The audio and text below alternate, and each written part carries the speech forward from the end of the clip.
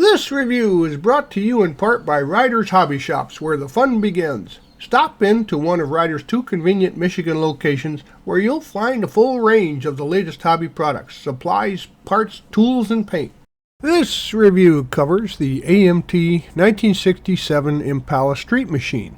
It's kit number 8208 in 1/25th scale. Now, with a styling change in 1967 and monstrous engine options, the Chevy Impala was a big hit, and it became a natural for street machine enthusiasts. Now, this kit was released in 1997, and it only builds up as a period-style custom street machine with a fuel-injected 427 engine. There's 110 parts molded in gray, chrome, clear, and clear red. It has water slide decals and scripted vinyl tires with custom mags. Now, it has a nice steering system. The wheels can be posable, and it seems to be fairly robust so that it's not weak like other kits are. Overall, it's a nice kit, and it goes together well with little problems. When you're done, the finished dimensions are about 8.5 inches long, 3¼ inches wide, and 2¼ inches high. Here are the contents of the kit. As you can see, they're pretty cleanly molded. The chrome is nice and bright, and you can see the tires and the glass work there.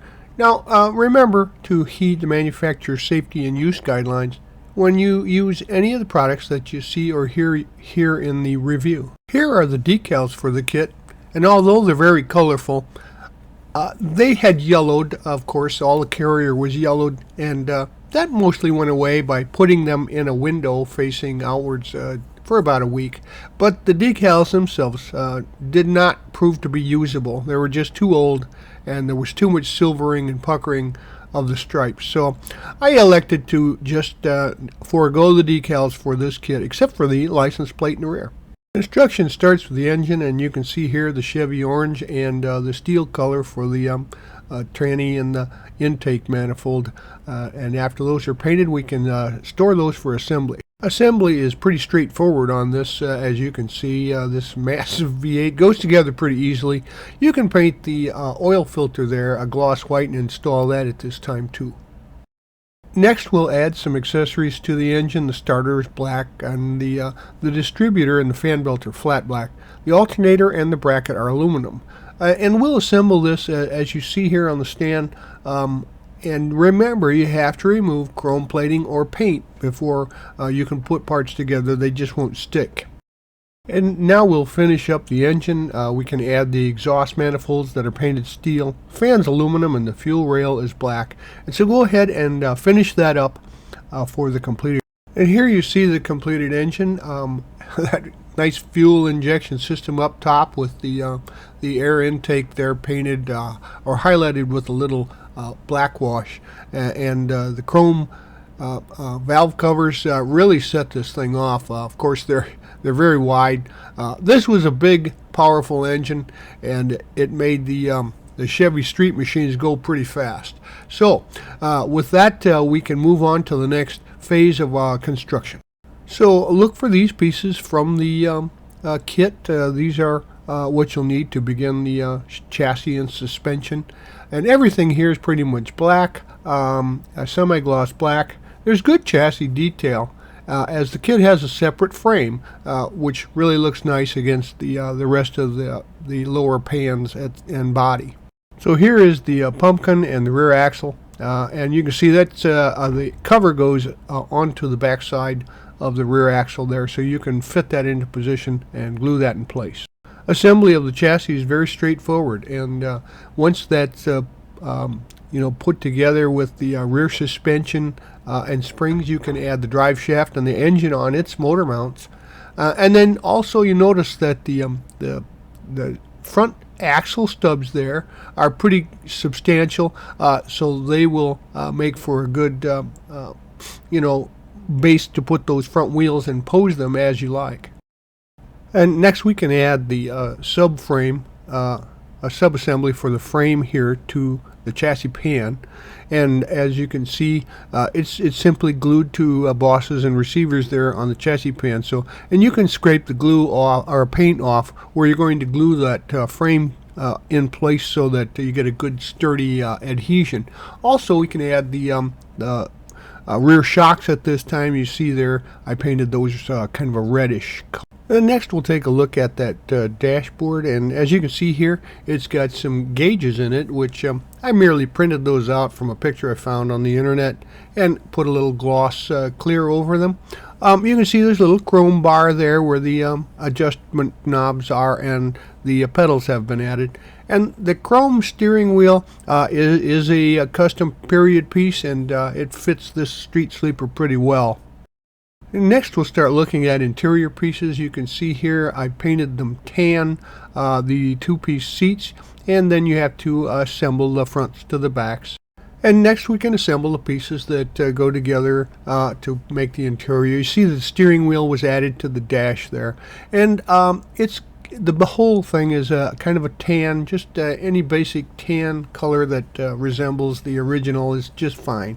And I painted the interior parts with One Shot brand tan. It's number L117, and used a flat finish on the carpeted areas and a semi-flat for the dash, the door panels, and the seats.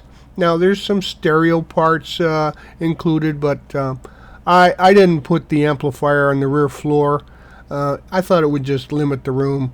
And the fan shroud and the radiator hoses and the core support there can all be glued in at this time as well. Then the firewall, master cylinder, and the steering box completes this part of the assembly. After you paint the exhaust parts, the tubes are steel and the muffler is aluminum. We're going to complete the underside here of the chassis, and I had a piece of toothpick that held the exhaust tips in place while the glue dried to make sure that they were in the right position. So the only thing you need to look out for here is the rear exhaust pipes need a little bit of finessing to get them in between the rear end and the floor.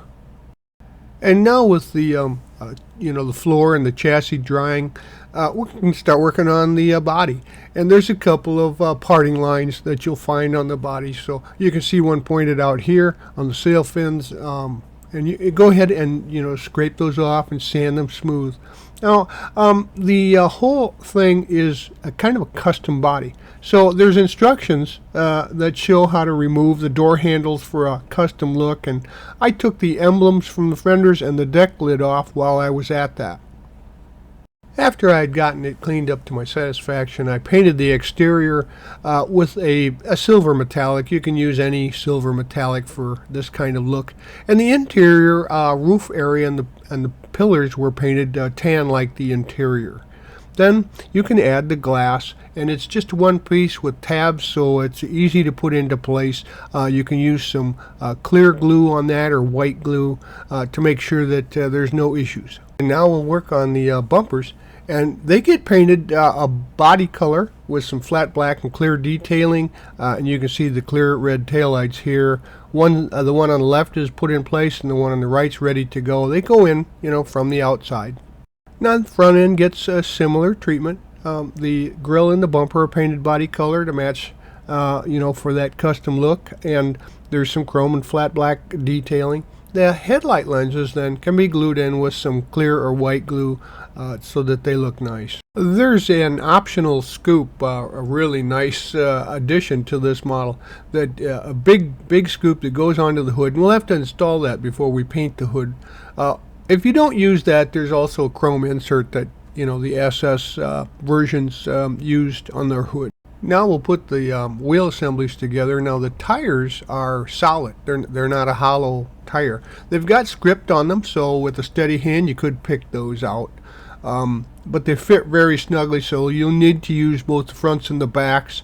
And the instructions say to wait until the body's on the chassis to put them in place, but that makes for a really tight fit with the extra wide tires. So it'd be easier to install the wheels and tires onto the chassis before you add that to the body.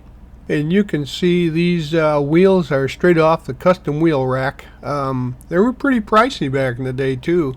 But also the tire tread is directional, so the instructions point that out, which, by the way, are at the end of the review here if you need to look at those for details. Now you can go ahead and complete the engine compartment with the radiator hoses and any other of the accessories that go in there. And also note that the windshield wipers are added at this time. The blade's black and the arms are silver.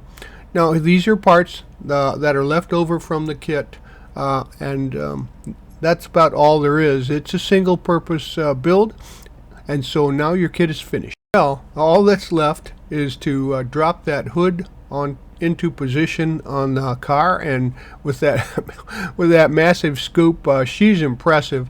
The color keyed bumpers stand out here a little better, but this is a nice sleek looking car, and it's kind of representative of the custom street sleepers of the period, especially with those way out wheels. Now, even in its day, even though it may not have been the fastest car, they moved pretty quickly. And with that thunderous 427, even in a loss, they were quite impressive by being so loud and obnoxious. But it's a beautiful and sleek body, and now that it's done, if I were you, I'd buy one and put it on my shelf. Well, we hope you liked this step-by-step premium model kit review, and so that you don't miss any more, please subscribe to our YouTube channel. You can do that by clicking on the icon in the lower right of any of our reviews, and you could find us also on Facebook or our website, rightonreplicas.com. Thanks.